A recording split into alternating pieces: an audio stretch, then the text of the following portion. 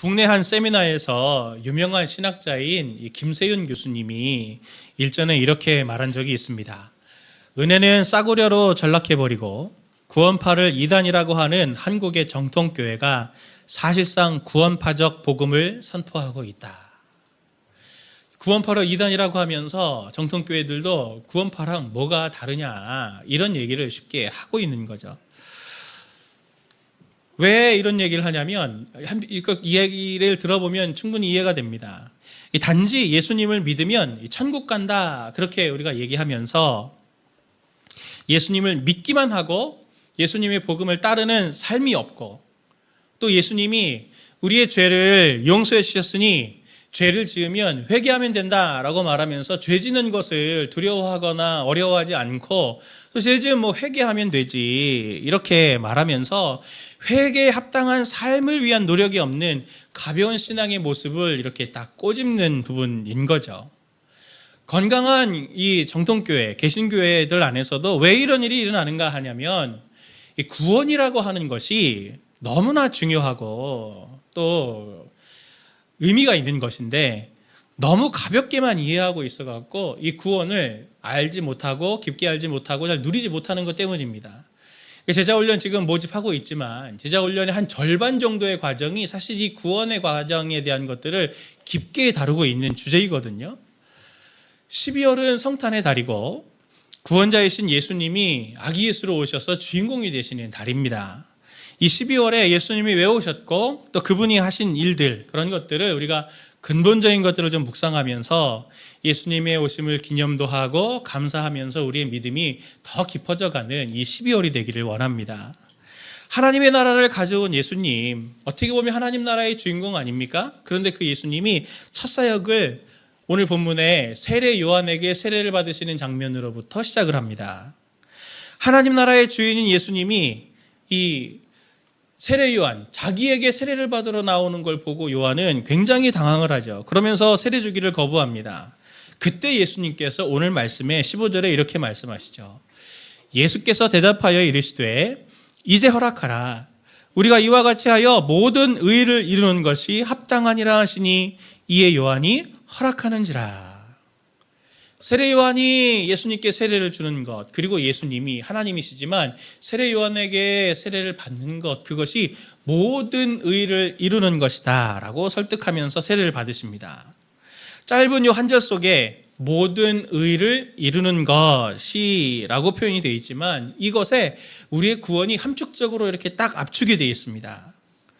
오늘 우리가 익숙한 15절에 나타나는 모든 의 할 때 이 의라고 하는 단어가 헬라어로는 디카요시네라고 하고 히브리어로는 제데크라고 하는데 이게 성경에서 가장 많이 나오는 매우 중요한 개념의 단어인데도 너무 가볍게 이해되고 있는 단어입니다. 보통 우리가 의롭다 이렇게 말할 때 당신은 의인입니까? 죄인입니까? 이렇게 이제 물어볼 때 의인이라고 하면 그 질문 받은 우리는 어떻게 그걸 생각합니까? 도덕적인 의를 생각을 하잖아요. 그런데 여기에서 말하는 의는 성경에서 말하는 의는 도덕적인 의하고는 좀 거리가 있습니다. 훨씬 더 본질적인 의미가 무엇이냐면 이 계약, 언약 이것을 바탕으로 한 이 법적인 용어거든요. 임대차 계약들 한번 맺어보시면 거기에 임차인과 임대인의 계약의 조건의 내용이 쭉 있잖아요. 그런 임차인은 임차인대로 지켜야 될 그 조항을 쭉 지키는 그게 의이고 그걸 지킨 게 의이고 지키고 있는 상태를 의롭다라고 말하는 겁니다. 임대인은 임대인으로서 또 지켜야 되는 조항이 있을 거잖아요. 그걸 지키는 게 의이고 지키고 있는 상태를 의롭다라고 그렇게 말을 하는 겁니다. 그러니까 언약을 준수하고 있는 상태, 서로 간의 언약을 준수하고 있는 상태가 바로 의로운 것이죠. 그러니 의를 딱 생각하면 항상 두 주체가 있겠구나 이렇게 생각을 하면 됩니다. 계약을 서로 맺은 그 두 주체 말이죠. 그런 의에 대한 이해 속에서 다시 오늘 본문으로 돌아가서 15절의 모든 의를 보면 이 왜 하필 의라고 안 하고 모든 의라고 했을까라고 하는 게 이해가 됩니다.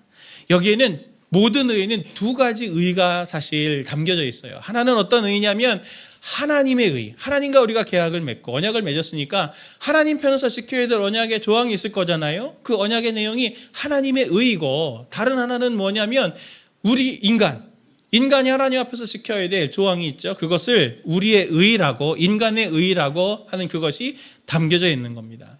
먼저 이 두 가지를 살펴보길 원하는데, 모든 의 속에 담겨진 첫 번째 의가 뭐냐면 하나님의 의입니다. 하나님의 의, 그러면 의는 그냥 우리에게 익숙한데 하나님의 의가 있다고?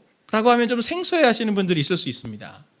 그런데 이 하나님의 의는 마태복음, 그리고 로마서, 빌립보서 이런 곳에서 굉장히 중요한 주제입니다. 하나님이 인간과 언약을 맺으시고 하나님 편에서 피조물들인 이 모든 인간을 포함한 모든 피조물들에게 맺으신 계약의 내용을 지키는 것이 바로 하나님의 의입니다. 그 성격이 어떤 거냐? 많은 말씀을 볼 수 있지만 시내산에서 처음 이스라엘 백성이 언약을 맺을 때 거기에서 우리가 살펴볼 수 있습니다.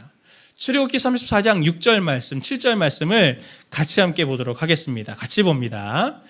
여호와께서 그의 앞으로 지나시며 선포하시되 여호와라 여호와라 자비롭고 은혜롭고 노하기를 더디하고 인자와 진실이 많은 하나님이라. 인자를 천대까지 베풀며 악과 과실과 죄를 용서하리라. 그러나 벌을 면제하지는 아니하고 아버지의 악행을 자손 3, 4대까지 보응하리라. 아멘. 하나님의 이 의에는 이 특징이 두 가지가 담겨 있는데, 하나는 여호와라 여호와라 하시면서 하나님의 은혜의 특징을 설명할 때 첫 번째가 헤세드입니다. 여기에는 인자라고 표현이 되어 있죠. 이 인자라고 한 헤세드의 특징은 뭐냐면 아버지의 사랑을, 하나님의 사랑을 가장 특징해 주는 건데, 이 헤세드의 특징은 뭐냐면 품이 넓다는 거예요. 그래서 모든 것을 품습니다. 생명력을 충만하게 만들고, 그리고 의미들을 부여하고 살게 하는 그러한 사랑이에요. 그래서 이 아버지가 부성이라고 하는 거 생각해 보시면, 이 가장으로서 이 세파의 모든 것들을 다 이렇게 막아가지고 지켜내고 있잖아요. 그것처럼 가장 모든 것들의 근본이 되는 품 넓은 사랑이 바로 이 헤세드, 인자입니다. 두 번째는 뭡니까? 진실. 여기는 에메트라고 그랬는데, 이 에메트는 무엇이냐면 하박국에도 이 에메트가 표현이 되어 있는데, 이 에메트는 특징이 한결같은 거예요. 변함이 없어요. 신실해요. 그래서 믿을 만한 것이 바로 이 특징입니다. 그래서 하박국에는 이 에메트를 의인은 믿음으로 말미암아 살리라 할 때 그 믿음이라고 번역을 하죠. 하나님의 헤세드 그리고 에메트가 바로 이 하나님의 의의 가장 중요한 특징인데, 이게 마태복음 5장 45절에도 그대로 드러납니다. 같이 함께 보겠습니다. 이같이 한즉 하늘에 계신 너희 아버지의 아들이 되리니 이는 하나님이 그 해를 악인과 선인에게 비추시며 비를 의로운 자와 불의한 자에게 내려주심이라. 아멘. 하나님이 이 헤세드와 인자와 그리고 진실, 진리, 에메트 이것이 있기 때문에 하나님이 선인들에게만 하나님이 호의를 베푸시는 게 아니고 악인과 죄인들에게도 동일하게 비를 내리시고 생명을 주신다라고 하는 것을 말하고 있습니다. 제가 신앙생활, 저도 모태신앙으로 자라서 신앙생활을 인격적으로 예수님을 만나고 하나님 앞에 진지하게 신앙생활하면서 참 힘들었던 순간들이 몇 가지가 있었는데, 전에도 한번 고백했던 것처럼 제가 반복적인 죄를 계속 해결하지 못하고 힘들어했던 기억이 아직도 생생을 합니다. 뭐 죄라고 해가지고 큰 죄가 아니고 자잘한 죄예요. 뭐 이렇게 상황을 모면하기 위해서 거짓말 할 수 있잖아요. 작은 거짓말, 그렇죠? 예. 저만 그러는 것은 아니죠. 예. 근데 이거 놓고 평소엔 막 그러다가 어느 날 갑자기 그게 탁 마음에 꽂히면서, 너 그 작은 거짓말이어도 그거는 죄인 거야. 하나님 기뻐하시는 게 아닌 거야. 하는 이 마음이 들어가지고 하나님 앞에 기도를 하는데, 하나님, 이 너무 힘듭니다. 이거 벗어날 수 있게 해주십시오. 했는데 하고 나서 어떻습니까? 다음에 안 하면 좋은데 또 하는 거예요. 상황이 되면은 늘 그 상황 되면 늘 그렇게 아무것도 아니 그거 안 해도 사실 아무 문제 안 생기는데 그런 거짓말들을 툭툭 나도 모르게 습관처럼 내뱉는 걸 보면서 너무 그게 힘든 거예요. 아무리 기도하고 아무리 회개해도 이거는 고쳐지지 않죠. 그 상황 되면 또 넘어지죠. 그러니 제가 제 자신을 보면서도 너무 실망이 되고, 기도할 때 나중에는 이게 한 몇 번을 반복이 되니까 하나님께 죄송해서라도 이 기도를 못 하겠더라고요. 하나님이 나를 어떻게 보실까? 너 기도해놓고 또 거짓말 할 거잖아. 나는 안다. 이렇게 얘기하실 것 같은 거죠. 하나님께 실망을 더 드리는 것 같아서 이 거짓말, 이런 거 갖고 너무 기도하는 게 너무 어려웠는데, 나중에는 이게 계속 반복이 되다 보니까 기도도 잘 안 하게 되고, 나중에는 어떻게 되냐면 무서워지는 거예요. 이게 내가 이 죄, 작은 죄 하나 극복하지 못하는 걸 보니 내가 정말 하나님의 자녀는 맞나? 내가 정말 구원받은 사람이 맞나? 이런 두려움이 생겨가지고 제가 굉장히 힘들었던 기억이 있습니다. 그때 하나님께서 제게 깨닫게 해주셨던 말씀이 뭐냐면 로마서 1장 17절 말씀입니다. 같이 함께 이 말씀을 봅니다.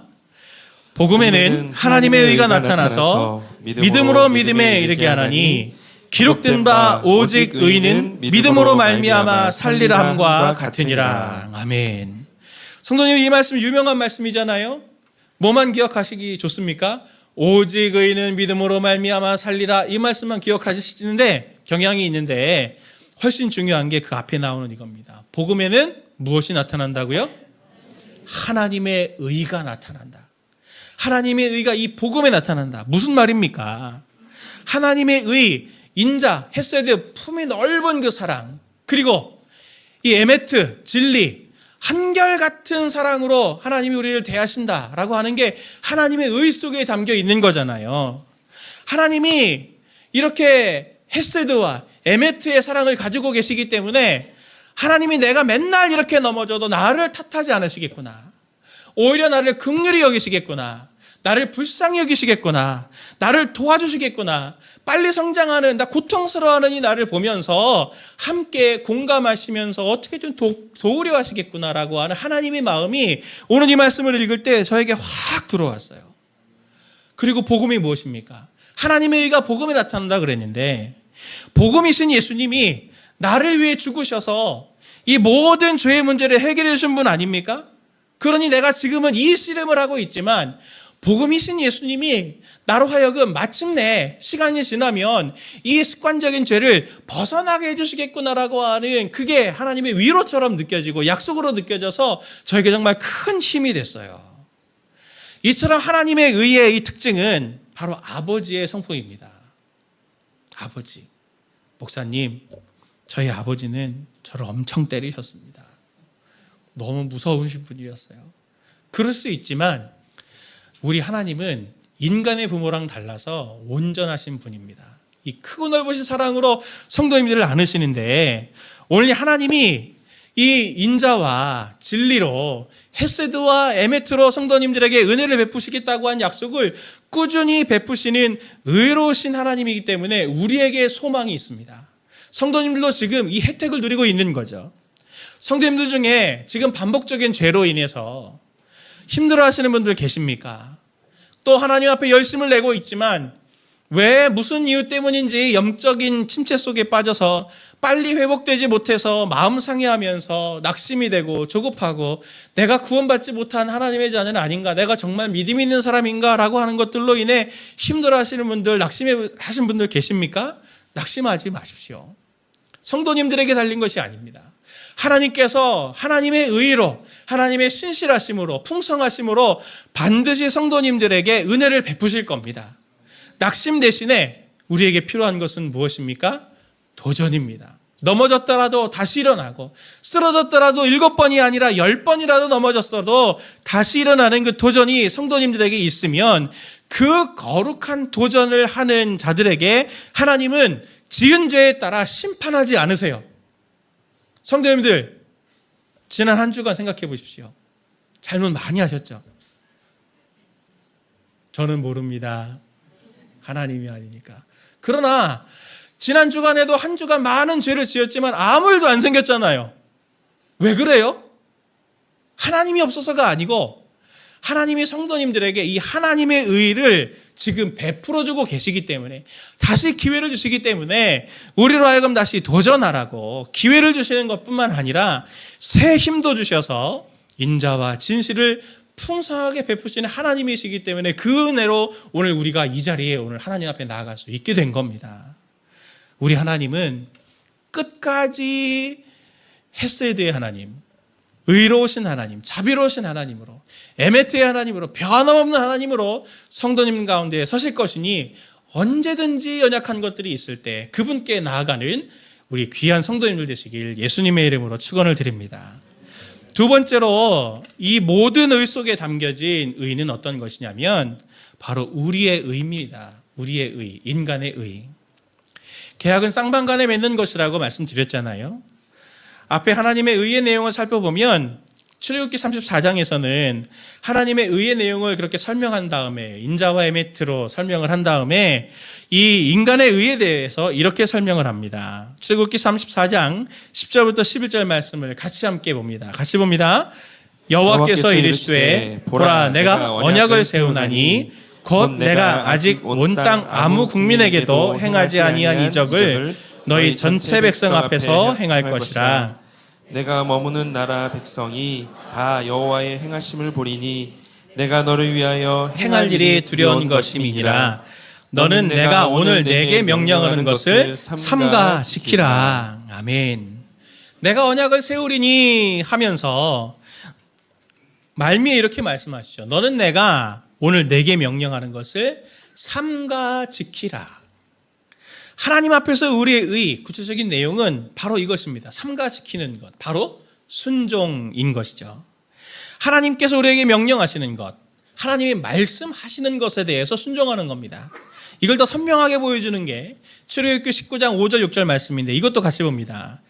세계가 다 내게 속하였나니 너희가 내 말을 잘 듣고 내 언약을 지키면 너희는 모든 민족 중에서 내 소유가 되겠고 너희가 내게 대하여 제사장 나라가 되며 거룩한 백성이 되리라. 너는 이 말을 이스라엘 자손에게 전할지니라. 아멘. 하나님은 이스라엘과 언약을 맺으시면서 하나님은 왕이 되시고 이스라엘은 백성이 되었습니다. 그런데 그렇게 백성이 된 이스라엘이 지켜야 될 의가 무엇입니까? 조항이 무엇입니까? 바로 첫째는 잘 듣고 두 번째는 그 들은 것대로 행동하는 것, 순종하는 것이죠. 듣기만 해서도 안 되고 행동만 해서도 안 됩니다. 듣는 것과 행동하는 것, 순종하는 것은 한 쌍이어야 해요. 기독교에서 종교의식으로 있는 것들을 한번 잘 생각해 보십시오. 보면 이 듣는 것과 그리고 순종하는 것, 들은 대로 순종하는 두 가지로 이렇게 다 모아집니다. 말씀을 보고 큐티를 하고 성경 통독을 같은 거네요. 말씀 보는 거나 통독은. 네, 기도하는 이 모든 것들은 다 뭐와 관련된 겁니까? 하나님의 말씀을 듣는 거예요. 과거에 했던 말씀 듣는 게 아니고 오늘 지금 내 삶에 하나님이 무슨 말씀을 하시나라고 하는 걸 듣는 행동이 말씀과 기도, 예배 이런 것들 아닙니까? 그리고 또 반대로 구제를 생각해 보십시오. 봉사를 생각해 보십시오. 일상 속에서 하나님의 말씀대로 행동하는 모든 것들을 보면 그게 다 뭐와 관련이 되어 있냐면 순종하는 것과 관련이 되어 있습니다. 제가 집에 가면은 늘 책망받는 것 중에 하나가 당신은 가정적이지 못하다. 예, 그겁니다. 그래서 제가 한 번은 집에 있는 쓰레기를 버렸어요. 그랬더니 그거 쓸 건데 왜 버렸냐. 예. 하면서 또 책망을 받았거든요. 그렇죠. 그분의 의도와 그분의 말씀대로 순종해야 평강이 있는 겁니다. 그분의 의도를 제가 모르니 마음대로 그랬다가 책망을 받는 거죠. 그래서 제가 그분께 말씀을 드렸죠. 말씀하옵소서 듣겠나이다. 예, 주의 종은 아니니까 종이 아니니까 말씀하옵소서 듣겠나이다. 그래서 저를 시켜라.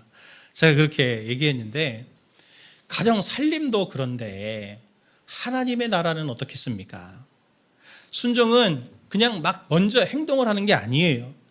하나님의 말씀이 먼저 들려짐이 있고 그 후에 들려진 그 말씀에 따라서 하나님의 의도에 따라서 행동하는 그게 순종입니다. 그리고 그 순종하는 게 바로 오늘 이야기하는 인간의 의가 되는 것이죠.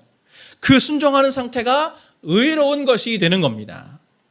제가 사역하면서 가장 조심하고 늘 재점검하는 것들 중에 하나가 뭐냐면 바로 잘 듣고 있는가, 그리고 들은 대로 잘 행동하고 있는가, 방법이나 또는 시기나 이런 것들 놓치지 않고 잘 듣고 잘 행동하는가라고 하는 걸 늘 점검하려고 합니다. 이 두 가지 참 어려운 것 같아요. 그러나 이 균형을 맞추기 위해서 몸부림치는 이게 참 가치가 있습니다. 또 자꾸 애써야 해요. 왜냐하면 제가 경건하게 신앙생활하는 우리 성도님들 중에도 교회 안에서, 우리 교회 말고 제가 지금까지 쭉 교회 생활을 하면서 사역을 하면서 보면 경건하게 신앙생활하는 분들 중에도 크게 두 부류의 사람들이 있어요. 안타까운 분들. 첫 부류의 사람은 어떤 분들이냐면 듣기만 하는 분들이에요. 하나님의 말씀을 듣기만 하는 분들. 이분들은 잘 듣기는 하는데 듣기만 하고 행동을 하지 않아요.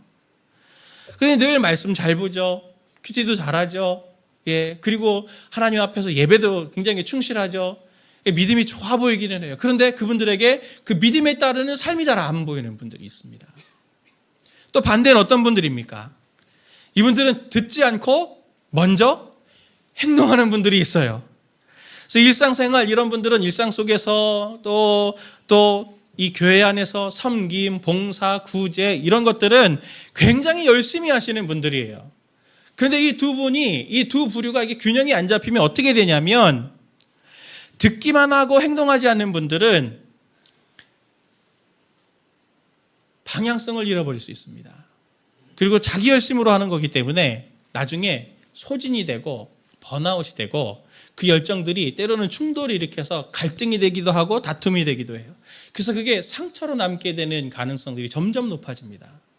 그러나 반대로 듣지 않고 순종하는 사람들, 듣기만 하고 순종하지 않는 사람들, 그 사람들은 어떻게 되냐면 하나님의 말씀을 많이 들어서 많이는 알고 있는데 순종을 하지 않으니까 이 들은 모든 것들이 무의미해지는 거예요. 되게 건조해집니다. 지식으로만 남아가지고 그게 또 다른 사람들에게는 책망하라는 칼 같은 역할들을 하게 되는 걸 보더라고요. 성도님들 어떠십니까? 잘 듣고 계십니까? 성도님들도 들은 것을 잘 행동하고 계시나요?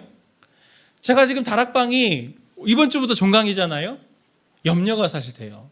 다락방 안에서라도 사실 우리가 말씀을 나누면서 서로가 서로를 은혜들을 흘려주는 통로가 되었는데, 우리가 하나님의 말씀을 잘 듣는 것에 우리가 잘 준비가 되어 있지 않으면 이 2월 말까지의 이 긴 방학이 영적인 침체로 이어질 수도 있잖아요. 그래서 제가 늘 하나님 앞에 이 한 주간은 그걸 놓고 기도했습니다. 하나님의 말씀하심은 항상 각 사람들에게 시의적절하게 하나님 말씀을 주세요. 그리고 하나님은 항상 과도하지 않고 인격적으로 우리에게 말씀해 주시죠. 딱 필요한 말씀을 주십니다. 그래서 그 말씀이 들리면 우리에게 힘과 용기가 돼서 오늘을 살아갈 능력이 되더라고요. 성도님들은 그 들려진 것에 따라서 오늘 잘 행동하고 있습니까? 순종하고 있나요?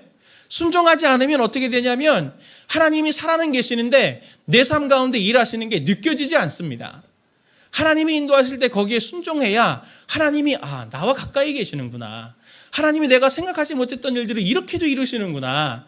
하나님이 또 어떻게 일을 이루어 가실까라고 하는 기대감이 생기는데 내 개인적인 삶에 일하시는 하나님이 순종하지 않으면 절대 보이지 않아요. 성도님들 중에 영적인 매너리즘에 빠졌다면 이 듣는 것과 행동하는 것, 이 두 가지 중에 무엇인가 하나가 분명히 문제가 있을 겁니다. 그걸 점검하면서 하나님 앞에 은혜를 구하는 성도님들 되시기를 바랍니다. 우리가 두 가지를 살펴봤잖아요.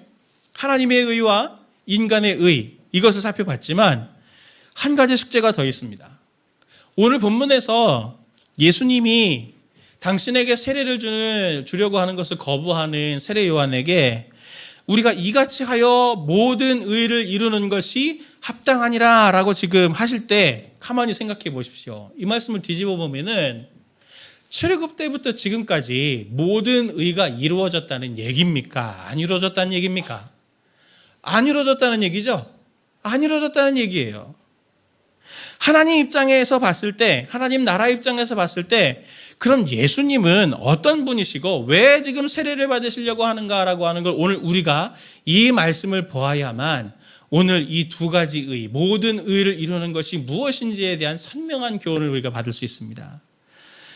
시편 85편을 보길 원하는데 시편 85편은 구약의 여러 시편들 중에서 학자들이 가장 아름다운 시로 뽑습니다. 이 내용은 이스라엘의 완전한 회복을 꿈꾸면서 부르는 노래거든요. 여기에서 7절부터 11절 말씀을 함께 우리가 읽어보도록 하겠습니다. 같이 봅니다. 여호와여 주의 인자하심을 우리에게 보이시며 주의 구원을 우리에게 주소서. 내가 하나님 여호와께서 하실 말씀을 들으리니 무릇 그의 백성 그의 성도들에게 화평을 말씀하실 것이라. 그들은 다시 어리석은 대로 돌아가지 말지로다. 진실로 그의 구원이 그를 경외하는 자에게 가까우니 영광이 우리 땅에 머무르리이다. 인애와 진리가 같이 만나고 의와 화평이 서로 입맞추었으며 진리는 땅에서 솟아나고 의는 하늘에서 굽어보도다. 아멘. 특히 10절부터 이 11절의 이 표현을 보십시오. 얼마나 아름답습니까? 이스라엘이 회복될 때 이런 일이 일어날 거다. 하나님의 큰 사랑인 헤세드와 이 신실함인 에메트가 같이 만나고, 또 의와 하나님의 의와 이 샬롬 평안이 같이 키스한다, 입맞춘다. 하나님의 의는 하늘에서 내려오고 땅에서는 무엇이 솟아납니까? 의로움이 솟아나 둘이 이렇게 만난다. 시편 85편에서 관점에서 보면 하나님의 헤세드는 지금 계속 위에서 내려오고 있어요. 쫙 내려오고 있습니다. 그러면 이 85편의 약속대로 하면은 땅에서는 뭐가 올라와야 됩니까? 의가 올라와야 되죠. 땅에서는 의가 올라와야 되는데 사람의 의가 올라올 게 없어요. 왜요? 모든 인생이 다 불순종을 하니까요. 하나님 앞에서 하루라도 한순간이라도 순종하면서 사는 사람이 한 명이라도 있습니까? 하나님의 이 헤세드가 내려오고 땅에서는 의가 올라와서 만나야 구원이 이루어지고 거기가 천국이 되고 거기가 하나님의 샬롬이 누려지는 것이 될 텐데 이게 안 맞아요. 이게 손발도 딱 맞아야 박수도 소리가 나는 건데 박수 날 게 없는 거죠. 하나님은 문제가 없어요. 하나님은 항상 인간이 타락했든 타락하지 않든 순종했든 순종하지 않든 우리들에게 사랑을 한결같이 베풀어 주시잖아요. 우리에게 기회를 베풀어 주시잖아요. 언제나 늘 의로우셨습니다. 그런데 문제는 뭡니까? 우리가 의롭지 않죠. 하나님의 말씀을 늘 불순종을 해요. 늘 제멋대로잖아요. 늘 제멋대로예요. 한 주간 생각해 보면 저도 제 스스로를 보면 늘 하나님 앞에서 제멋대로여서 하나님 앞에 부끄러울 때가 많은데 이 의의 관점에서 보면 우리는 의롭지 않을 뿐만 아니라 완전히 불의하죠. 과거도 그랬고 현재도 그렇고 앞으로도 우리는 불의할 가능성이 너무나 많습니다. 그래서 이 인간의 의를 이루시려고 예수님께서 하나님이시지만 인간이 되셔서 이 땅에 오신 이유가 바로 그겁니다. 이 땅에 와서 율법이 원한 하나님이 요구하셨던 모든 율법을 다 이루어서 한 명이라도 의로운 자가 되어서 그 의로운 사람을 통해 하나님의 헤세드와 인간의 의가 만나 구원이라고 하는 것을 이루어낼 통로를 하나님이 여신 거예요. 마태복음 5장 17절이 이렇게 말합니다. 내가 율법이나 선지자를 폐하러 온 줄로 생각하지 말라. 폐하러 온 것이 아니요 뭐하러 오셨다고요? 완전하게 하려 함이라. 세례를 받는 예수님은 하나님으로 세례를 받는 게 아니고 인간으로서 세례 요한에게 세례를 받습니다. 종으로 세례를 받는 거예요. 예수님은 아기로 태어나셔서 성인이 이르고 십자가까지 전생애를 통해서 그 누구도 한번 하지도 못한 하나님의 말씀을 100% 순종해서 100% 온전히 인정하는 율법을 완성시킨 분으로 우리 가운데 지금 서 계신 겁니다. 지금 세례 요한과 예수님의 만남은 바로 오늘 하늘에서의 이 헤세드와 인간의 의가 만나고 있는 그 첫 출발을 보고 있는 거죠. 그래서 예수님이 15절에서 우리가 이와 같이 하여 모든 의를 이루는 것이 합당하니라 라고 말하고 있는 겁니다. 히브리서 12장 2절은 이렇게 말합니다. 믿음의 주요 온전하게 하시는 이인 예수를 바라보자. 그는 그 앞에 있는 기쁨을 위하여 십자가를 참으사 부끄러움을 개의치 아니하시더니 하나님 보호자 우편에 앉으셨느니라. 지금도 예수님은 우리 가운데서 그냥 가이드 정도가 아니고 그렇게 모든 율법을 다 이루어서 순종해 보셨던 분이기 때문에 왕으로 계셔가지고 승천하셔서 우리의 왕으로 계셔서 그때그때마다 우리에게 말씀을 주시고 순종할 수 있는 힘을 주셔서 나만 의로운 사람으로 되는 게 아니고 너희들도, 나의 제자들인 너희들도 의로운 사람이 될 수 있다라고 하는 그 길을 주시고 힘을 주시는 분이 바로 예수님이신 겁니다. 그래서 우리로 하여금 하나님 앞에 의로운 자가 될 수 있도록, 우리가 의로운 자가 될 수 있도록 하나님의 의를 끊임없이 솟아오르게 해서 하나님이 주시는 헤세드와 우리의 의가 만나 하나님의 구원이 우리의 삶에 누려지게 하시는 은혜를 지금 우리가 경험하고 있는 겁니다. 성도님들이 종종 저에게 이런 질문을 하세요. 목사님, 아무리 우리가 변화돼도 예수님을 닮아도 일평생 우리가 죽을 때까지 애를 쓰고 노력해도 우리 완전히 다 성화되고 거룩해지지 않잖아요. 죽고 나면은 그때 거룩하게 된다면서요. 그러면 죽고 나서 예수 믿지 왜 지금부터 이 고생을 합니까? 그렇지 않나요? 처음에 그 질문 들었을 때 되게 당황스러웠고 일리가 있네 그 생각이 들었지만 사실은 그렇지 않습니다. 왜 우리가 성화와 변화를 위한 예수님의 말씀에 순종하려고 하는 노력을 우리가 왜 애를 써야 되냐면 이겁니다. 하나님은 예수님을 믿는 순간 즉시 우리의 영혼과 존재를 구원하십니다. 이건 분명한 사실이에요. 그러나 성도님들 한 주간을 뒤돌아보십시오. 성도님의 삶을 보면은 삶이 어떻습니까? 거기에 눈물이 없나요? 천국인가요? 고통이 없나요? 우리 주변을 보면은 여전히 고민거리가 있고 걱정거리가 있고 눈물이 있고 아픔이 있고 상처투성이인 삶 속에 한가운데 성도님들이 있어요. 거기에 성도님들이 지금 기도하는 게 뭡니까? 내용은 그거잖아요. 저를 구원해 주세요. 건져 주세요. 하나님의 그 구원은 어떻게 온다고 했습니까? 하나님이 헤세드를 내려주실 때 여기에서 우리의 이 ጼ데크 의가 올라가서 만나야 거기에서 하나님의 구원이 누려지게 되는 겁니다.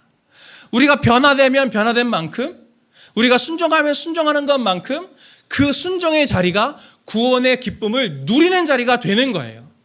성도님들이 순종을 안 하시겠다는 얘기는 구원받는 걸 뒤로 늦추겠다는 얘기입니다. 이 땅에서 최종적으로 하나님께서 주실 하나님의 나라의 기쁨, 구원의 기쁨을 순종이라고 하는 것을 통해서 미리 땡겨서 오늘 우리가 지금 누리는 게 바로 순종이라는 방법을 통해서 이루어지게 되는 거예요.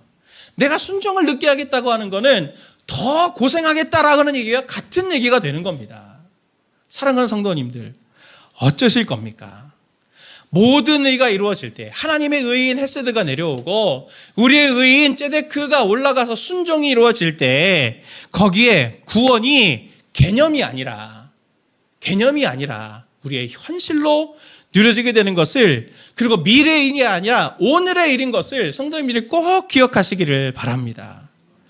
재림 때의 구원의 기쁨을 성도님들 꼭 오늘 누리시기를 바랍니다. 저도 순종되지 않는 부분들이 있어서 늘 하나님 앞에 몸부림치며 기도하고 있어요. 오늘로부터 그 구원의 기쁨을 누리려면, 고통으로부터 벗어나려면 하나님이 신실하게 그 의를 우리에게 보이실 때 우리는 때를 놓치지 말고 어떻게든 우리의 의를 예수 그리스도의 말씀에 순종하고 들어서 예수님이 말씀이 있을 때 그 말씀대로 따라가려고 행동하려고 해서 우리의 의를 하나님 앞에 드림으로 하나님의 구원을 오늘부터 풍성하게 누리시는 저와 우리 성도님들 되시길 예수님의 이름으로 축원을 드립니다.